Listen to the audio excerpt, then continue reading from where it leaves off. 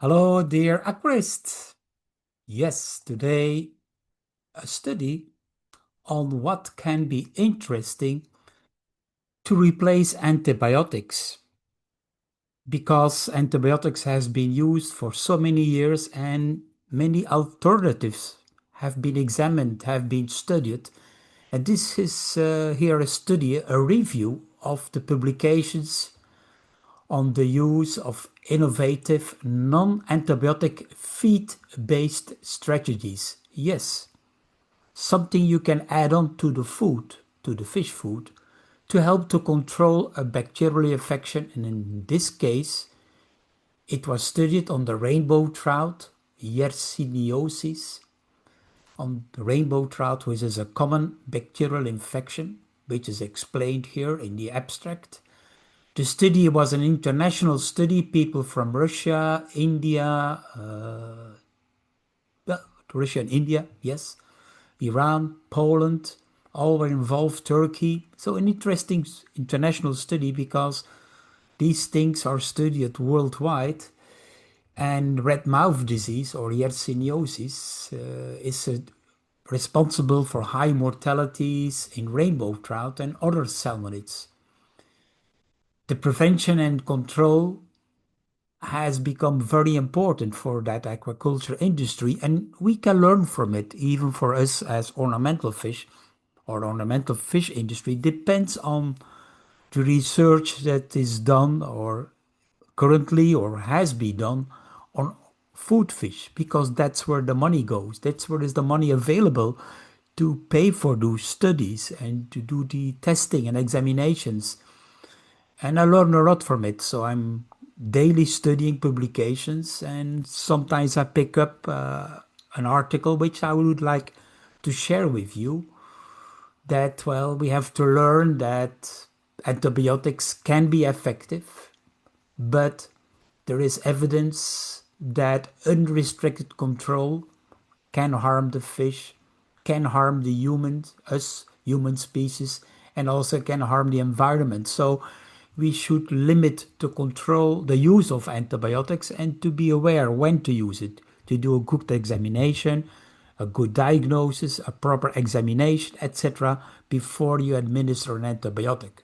Still, here I would like to discuss opportunities, other dietary supplements with functional additives, with health promoting and immunostimulatory functions that could be a promising strategy. And you know, my work as a fish doctor, I'm very strong in using pro and prebiotics since 1996. We were one of the first to produce Dr. Bassleer Biofish Food Forte with probiotics and prebiotics. Something was very new in that time for ornamental fish, although it has been used in aquaculture, but not such in a large spectrum. But here in this study, they examined the last 30 years. Many more studies have been done, and we can learn from it because the uses and application of some vitamins, probiotics, prebiotics, symbiotics, the quorum quenching probiotic strains, algae, organic acids, are all included in this article in detail. You can look for it for yourself. I'll give you the link below.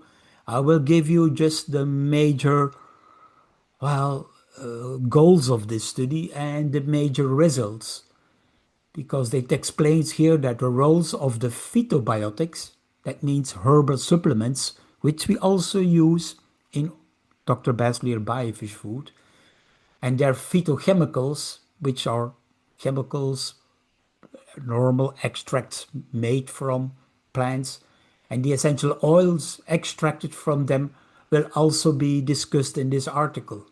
And we know some are very beneficial. And the article here, this review, presents the current situation and the latest knowledge on these supplements, emphasizing not only their roles to support immunity and decrease the effects of red mouth disease, the bacterial infection, but also to minimize antibiotic use in aquaculture. Also for you, fish hobbyist, fish breeder, ornamental fish breeder, importer, try to limit the use of antibiotics. Laws and regulations are already impose that only a veterinarian at an import facility, particularly in Europe, can prescribe an antibiotic when it's needed. That's part of my job to do examination and to evaluate, do we need to use an antibiotic, yes or no? You have to make a diagnose correctly to find out if the bacterial disease needs to be treated urgently with an antibiotic. There's also discussed in this article the limitations and the future perspectives on their effectiveness and efficacy are also discussed in detail. And this review will help enhance aquaculture sustainability and improve the health and welfare of rainbow trout and for you, for also the ornamental fish. So I'll go quickly through the article. Please read it yourself when you're interested. Read the details because it's all about this illustration shows the non-antibiotic approaches, herbal supplements, probiotics, prebiotics, synbiotics, algae to be used, essential oils, phytochemicals, organic acids, feed-based nanomaterials, which is a new thing that's happening or being used in the technologies and feed, and the use of vitamins. It also explains that the feed additives, the categories, and the percentages of the papers published and the feed supplements to avoid non-antibiotic feed. You can see that the probiotics and the herbs are the mostly discussed or studied, which also I learned a lot from it by using on our ornamental fish food. So you can see those probiotics and herbs because they are the most easy to get, easy to use and to apply.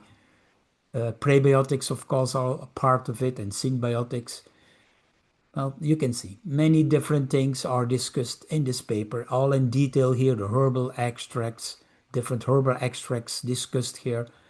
I don't go in detail. That's not my goal to present that here in this study. You can do it for yourself, depending what you're looking for, depending what you need. See what probiotic bacteria are needed, the yeasts which are needed, etc. I don't go in detail. You look for it yourself and find out what you can apply, what you can use, what you can learn.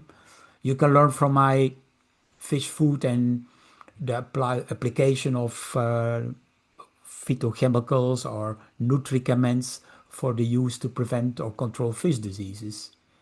See, the miscellaneous group, recent research found that the application of medical plants fermented with probiotic bacteria in nutrition was beneficial, not only for upgrading nutritional quality and bioactive components of the formulated diets, but also to improve the growth, performance, and immunity of fish with promising results.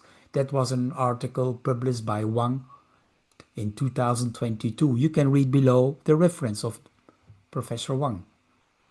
The published results declared that these supplements could ensure an antibiotic-free aquatic environment. One of the problems is in aquaculture when you put an antibiotic in a pond, how long does it stay in there?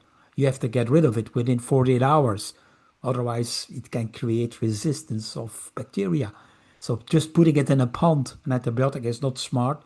Putting it in the food, more likely to be less distributed in the water, but still the fish have to eat, and if they eat limited, they will take up a little amount of antibiotics. So a lot of things you have to think about. Results indicated that these approaches beneficially help to boost immunity, enhance resistance, provide considerable protection with the use of those other supplements, and reduce mortalities. And that's what you want, less mortalities with your fish by using antibiotic-free supplements. Future perspective should be directed towards combining two or more feed supplements. That's what we have been doing in our Dr. Bassleer Biofish Food, is adding different supplements, combining together in the professional treat, the professional care, the herbal, the green. There's a new technology coming up, the nanotechnology, which might be need to give interesting input in the future. And more functional feed supplements with immune stimulatory effects should be explored to diversify the types of fish supplements and enhance the functionality of aquafeed using for farming of fish. Well, I tell you, this is the future. Look it up. Follow my studies. My studies will once in a while point out one of those studies that I find interesting that I can share with you when you're dealing with fish as a breeder, exporter, importer, or even hobbyist. Why not? Learning what kind of herbs or phytobiotics or what else, probiotics to mix in your fish food that you make yourself. Subscribe and learn more from these studies. Thank you for watching.